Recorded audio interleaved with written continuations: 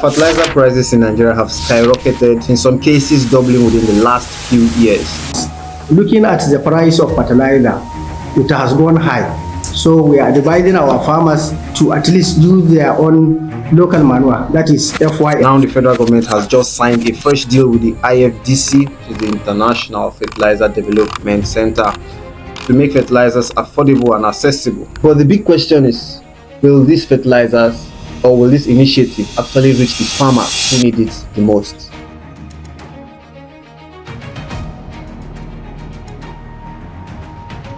So yeah, over a few months, we've been seeing different complaints from farmers saying that the prices of different fertilizers, different farming inputs have been increasing drastically. Like maize farmers, rice farmers, they're even beginning to like dump those commodities and those farm produce because there's a massive increase in the price of fertilizers and the inputs, farm inputs for those commodities. They started going to things like cassava and things, wheat and sorghum, things that don't really need fertilizer. Why? Because we are seeing this massive increase in price, and it's really something to think about, because if the agricultural aspect of any nation is being tempered on, looking at the issue of the fertilizers and other farming inputs, it can drastically affect that nation, because nation cannot feed itself. We begin to see problems. So recently, during the African Food System Summit and Conference in Senegal, there has been a deal that has been closed between the Federal Ministry of Agriculture and the International Fertilizer Development Center to like look for ways that they can make fertilizers more available. And when we look at this collaboration, there are different sectors which the Honorable Minister of Agriculture, Senator Abubakar Kyari, talked about. Something that we really need to look at, because when you look at fertilizer and the need for fertilizer, because without fertilizers, of course, there will be so many drops in crop production, and then there will not be maximum yield from the crops that we're planting. So this is a very important concept. This is a very good initiative when we talk about fertilizer, and that collaboration between the Federal Ministry of Agriculture and the IFDC is a very important collaboration. Although, how can this initiative be executed?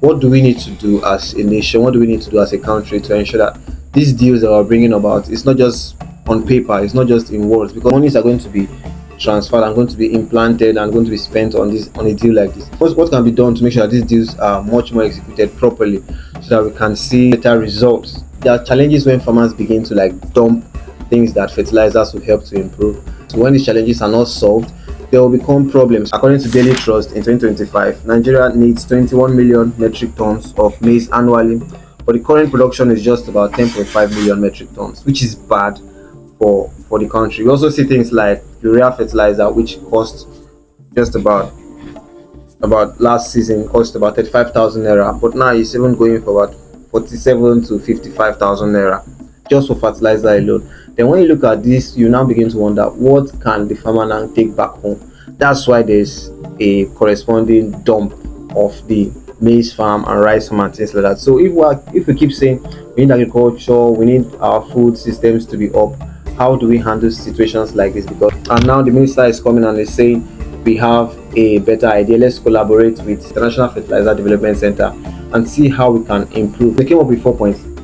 The first thing they came about, they talked about they want to ensure technical assistance for data-driven fertilizer recommendation. That is, they want to be a engagement between farmers and then technological innovators to be able to say this soil needs this type of fertilizer. Don't put urea on this type of soil. Don't put this type of fertilizer or NPK on this type of soil. This kind of soil needs to use this type of fertilizer and things like that. Also, they also said they want to bring about support for local blending capacities. So that whatever thing that's been imported, the raw materials for these fertilizers will automatically blend to our local needs. They want this to be an initiative to curb adulteration of fertilizer for our input supply chain. Because nowadays you see so many farmers, they use fertilizers just because they want to survive. They may use fertilizers that are not the proper fertilizers that may be mixed with chemicals, sands that will not produce that yield. So when I'm spending X amount of money and I hope to get Y amounts of produce from my land, because of the nature of the fertilizer that I'm using, which is not up to standard, I'm now getting lesser amount, and then it's bringing about more poverty for the nation because there's not enough food to go around. Another thing they talked about, they want to improve soil health. So these 4 key factors and many other things that the minister through his aid is sending to farmers is quite important, and it's an important collaboration, just like I said. But the only problem is that we need to look for how this initiative can be productive, because you don't just want initiative on paper which is not producing any results. So there are some execution challenges that we'll be talking about, like that some things that may bottleneck the operations to achieve these things that are in the mind, or that is on paper set out by this deal or this collaboration between the Federal Ministry of Agriculture and the International Fertilizer Development Center. And one of those things that is very, very important, that may be a barrier, is the issue of macroeconomics and affordability.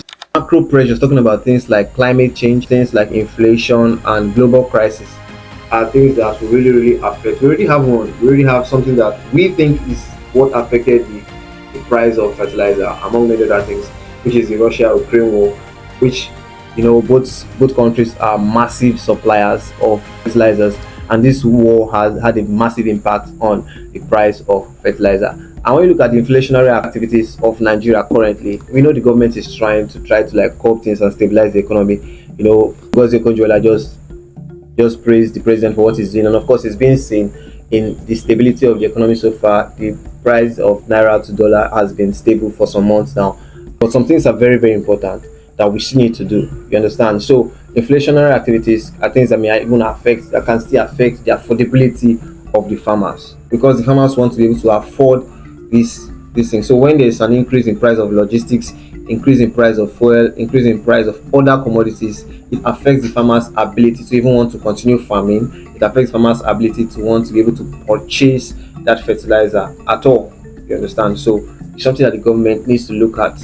What is the macro pressure that will affect farmers from wanting to be part of? Because the farmers are also stakeholders in this collaboration. They are the final users of this collaboration, and it must be ensured that these guys get enough funds, they get the purchasing power to be willing to and be able to partake in this deal. Currently, we are seeing climate change is also affecting.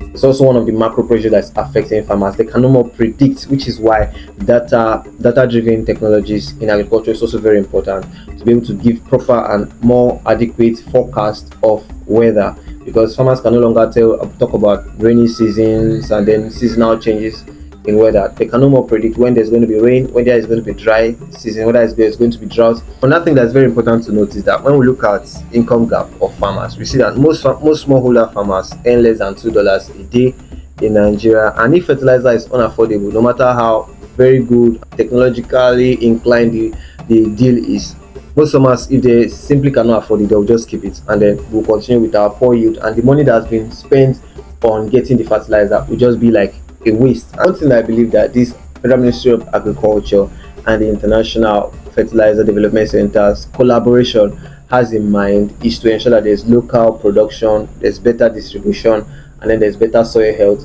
for farmers to be able to produce more for the country and for agriculture in Africa as a whole, which is why the initiative has to also ensure that they look at the global macro pressure that might affect this deal, and also look at how will farmers be able to afford these fertilizers that will be sent out, so that everybody will be able to benefit from this deal.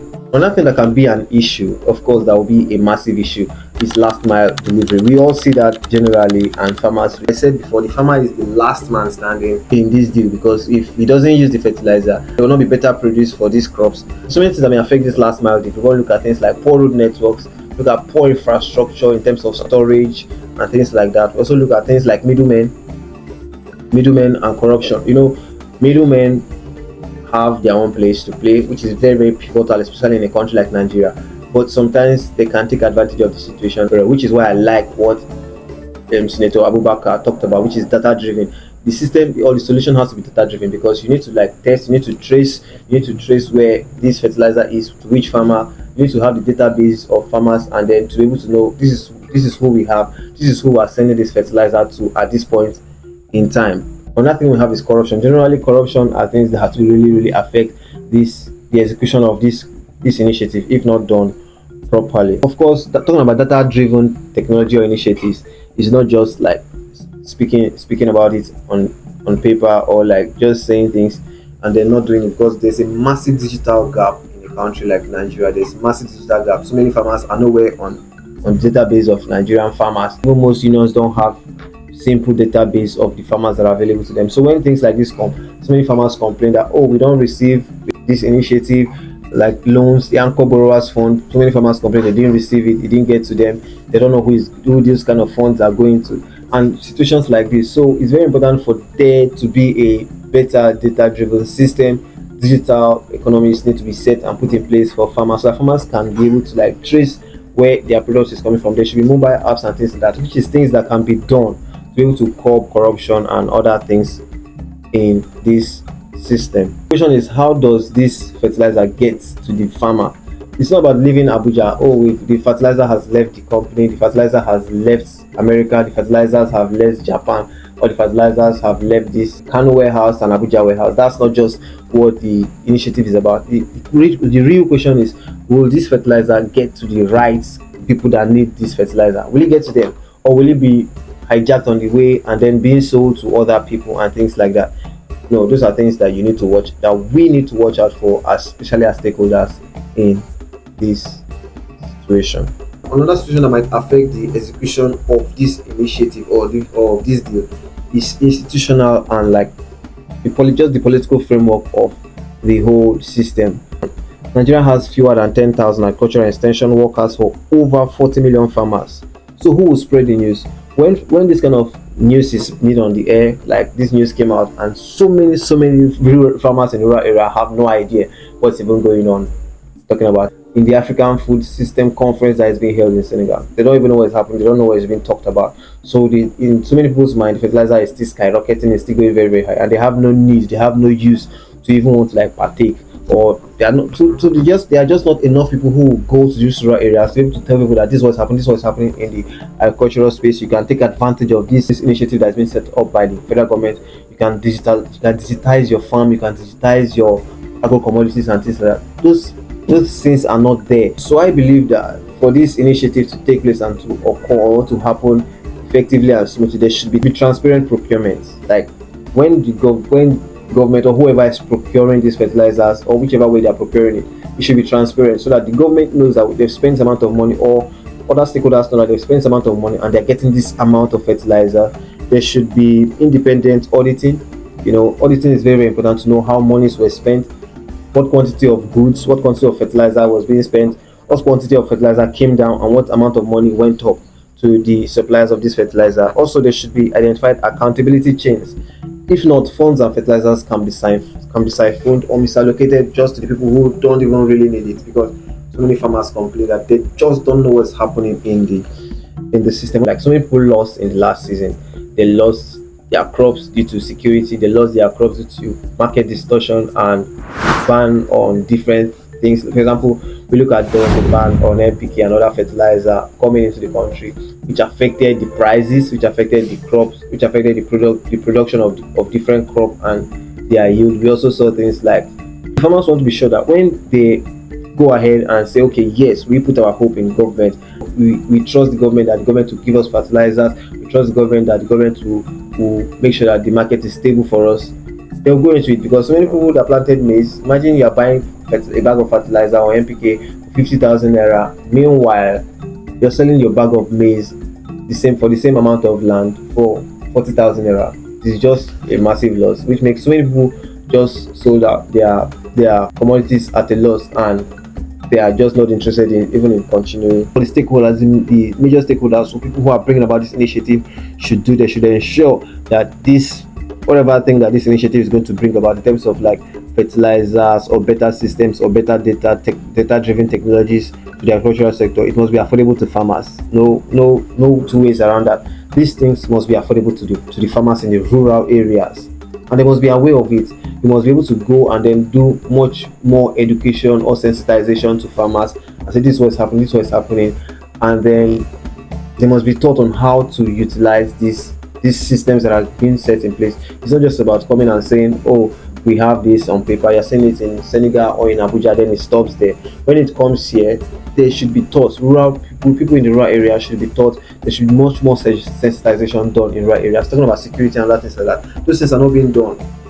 Private sector needs to be like also carried along in achieving this feat. If not, leaving it just for public sector alone to carry might not be feasible or might not be effective as bringing up some private sectors who are led by serious minded individuals to like carry on this initiative. This may even reduce the amount of days it may take to be able to get the fertilizers, all this information, all these systems to local farmers in rural areas. Looking at the anchor borrowers fund, it was massive loss because number one, first of all, so many farmers were like they didn't even get the funds that you're saying that you gave to them, and then the Bank of Agriculture were like this amount of money was given to us, and then we got this amount of money, and only like 24% of the money was like retrieved back from those loans, and that's something that's very bad because when you cannot retrieve money like that, it also adds to the money supply or the money circulation in the economy, which also leads to more inflation because if you cannot pay our debt, it just appears more in inflation of